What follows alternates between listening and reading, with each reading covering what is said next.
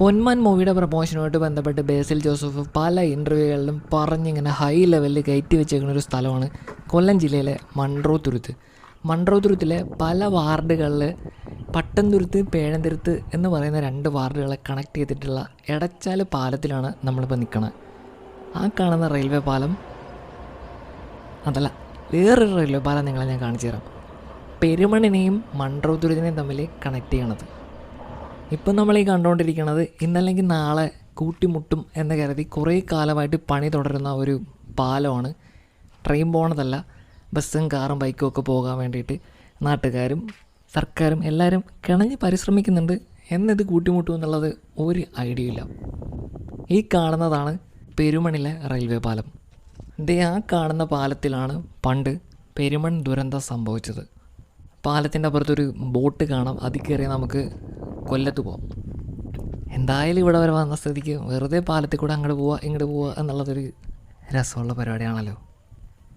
പാലത്തിൽ കൂടെ നടന്ന് അക്കരെ എത്തിക്കഴിഞ്ഞാൽ അത്യാവശ്യം പച്ചപ്പും ഹരിതാഭയൊക്കെ നമുക്ക് കാണാൻ പറ്റും. ഈ 2 റെയിൽവേ പാളങ്ങളെ ക്രോസ് ചെയ്ത് അപ്പുറത്തെ സൈഡിൽ ചെന്ന് കഴിഞ്ഞാൽ ഒരു ഇടിഞ്ഞു പൊളിഞ്ഞ് കിടക്കുന്നൊരു ബിൽഡിങ് കാണാം. ഇതിൻ്റെ റൈറ്റ് സൈഡിൽ പെരുമൺ ദുരന്തത്തിൻ്റെ, അതായത് അന്ന് നടന്ന ട്രെയിൻ അപകടത്തിൻ്റെ ഒരു രക്തസാക്ഷി മണ്ഡപമുണ്ട്. അങ്ങോട്ട് പോകാൻ എൻ്റെ ഉള്ളിലെ ഇൻവെർട്ടർ അനുവദിച്ചില്ല. അവിടെ കുറേ ആൾക്കാരുണ്ടായിരുന്നു. നമ്മൾ വീണ്ടും തിരിച്ച് മൺട്രോത്തുരുത്തിലേക്ക് തന്നെ പോവുകയാണ്. ഇത് ശരിക്കും ഒരു നൊസ്റ്റാൾജിയ മരമാണ്. ഈ കാണുന്ന കായൊക്കെ പണ്ട് 1 2 എവിടുന്നെങ്കിലൊക്കെ കിട്ടിക്കഴിഞ്ഞാൽ കല്ല് വെച്ചിടിച്ച് പൊളിച്ചെടുത്തിട്ട് ബദാമാണെന്നൊക്കെ പറഞ്ഞ് തിന്നുകൊണ്ടിരുന്നൊരു കാലം എനിക്കെന്തായാലും ഉണ്ട്. നിങ്ങൾക്കാർക്കെങ്കിലും ഉണ്ടാവുമോ എന്ന് എനിക്കറിയാൻ പാടില്ല. ഇതിൻ്റെ പേരെന്താണെന്ന് എനിക്കറിയാൻ പാടില്ല. നമ്മൾ ബദാം കാ എന്നാണ് പറയാറുള്ളത്. കുറച്ചുകൂടെ മുന്നോട്ട് നടക്കുമ്പോൾ റൈറ്റ് സൈഡിലൊരു ബിൽഡിങ് ആണെന്നില്ലേ, ഇത് കണ്ടാലേ ഒരു കള്ളി ഷാപ്പ് വൈബുണ്ട്. കായൽക്കാറ്റൊക്കെ ആയിട്ട് നല്ല ഫുഡൊക്കെ കഴിച്ച് കള്ള് കുടിക്കേണ്ടവർക്ക് അതൊക്കെ കുടിച്ച് ചില്ല് ചെയ്തിരിക്കാൻ പറ്റിയൊരു അടിപൊളി സ്ഥലം. ഒരു ബോർഡൊക്കെ വെക്കുമ്പോൾ കറക്റ്റ് ഒരു ഷാപ്പ് വൈബില്ലേ. നല്ല രസമാണ്. വെറുതെ ഇതിൻ്റെ ചുറ്റും ഒന്ന് നടന്നു.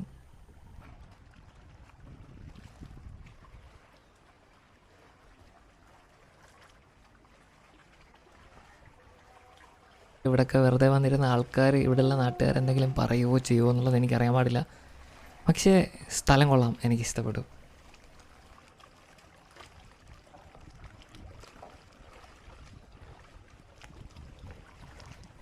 കുറച്ച് നേരം അവിടെയൊക്കെ കറങ്ങിയതിന് ശേഷം ഇവിടെ അടുത്ത് തന്നെ 1800 സംതിങ് ഏതോ വർഷങ്ങളിൽ പണിഞ്ഞൊരു ഡച്ച് പള്ളി ഇവിടെ ഉണ്ട് എന്നുള്ളത് അറിയാൻ കഴിഞ്ഞിട്ടുണ്ട്. അപ്പോൾ ആ സ്ഥലത്തേക്കാണ് നമ്മൾ അടുത്ത് പോകാൻ പോകുന്നത്. ഇതൊക്കെ മൺട്രോത്തുരുത്തിൻ്റെ ഒരു സൈഡാണ് കേട്ടോ. പെരുമണിയിൽ നിന്ന് മൺട്രോത്തുരുത്തിലേക്ക് പോകുമ്പോൾ കുറച്ച് മുന്നോട്ട് പോകുമ്പോൾ ഒരു ബോർഡുണ്ട്. അതിൽ കൂടെ നേരെ കയറിയ ഈ 2 റെയിൽവേ പാലങ്ങളെ ക്രോസ് ചെയ്ത് പോകാനുള്ളൊരു വഴി കാണാം.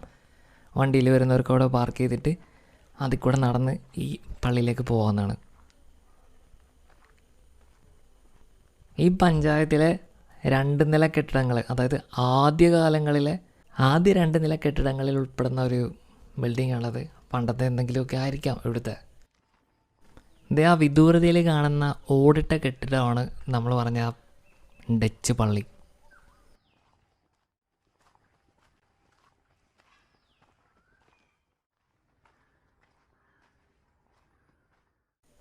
ശരിക്കും ഒരു പഴമ ഫീൽ ചെയ്യുന്നുണ്ട്.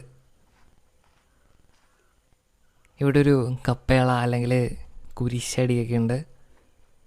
ഇതാണ് പണ്ട് കാലത്തെ, അതായത് 1878 പണി കഴിപ്പിച്ച ആ ഡച്ച് പള്ളി.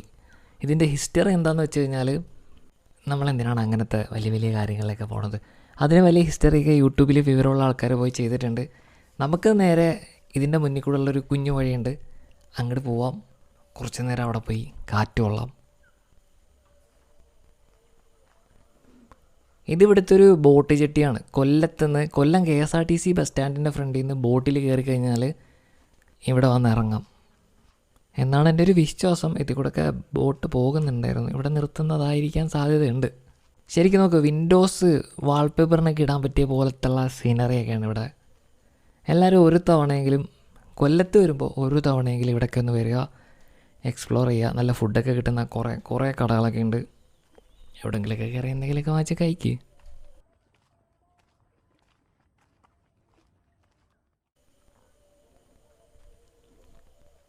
ഇതാണ് ആ പള്ളിയുടെ കറക്റ്റ് പേരും സംഭവമൊക്കെ. നിങ്ങൾക്ക് ലൊക്കേഷൻ വേണമെന്നുണ്ടെങ്കിൽ എൻ്റെ ഇൻസ്റ്റാഗ്രാം അറിയാമെങ്കിൽ ചോദിച്ചാൽ മതി, ഇല്ലാന്നുണ്ടെങ്കിൽ ഗൂഗിളിൽ നോക്കിയാൽ മതി, കിട്ടും. കുറച്ച് നേരം അവിടേക്ക് ഇരുന്ന് കാറ്റൊക്കെ കൊണ്ട് ചുമ്മാ അവിടെയൊക്കെ നടന്നിട്ട് നമ്മൾ തിരിച്ചു പോവുകയാണ്. ശരിക്കും മൺട്രോ തുരുത്ത് എന്ന് പറഞ്ഞിട്ട് ഗൂഗിളിലൊക്കെ അല്ലെങ്കിൽ യൂട്യൂബിൽ സെർച്ച് ചെയ്ത് കഴിഞ്ഞാൽ ഭയങ്കര കിടിലം കുറേ സ്ഥലങ്ങൾ കാണാറുണ്ട്, അല്ലെങ്കിൽ കുറച്ച് വെള്ളം കയറി കിടക്കുന്ന സ്ഥലങ്ങളൊക്കെ കാണാറുണ്ട്. ഇപ്പോൾ ഈ പൊന്മാൻ മൂവി കഴിഞ്ഞതിന് ശേഷം കുറേയധികം ടൂറിസ്റ്റുകൾ ഇങ്ങോട്ട് കാണാനും കേൾക്കാനും ഒക്കെ ആയിട്ട് വരുന്നുണ്ട്.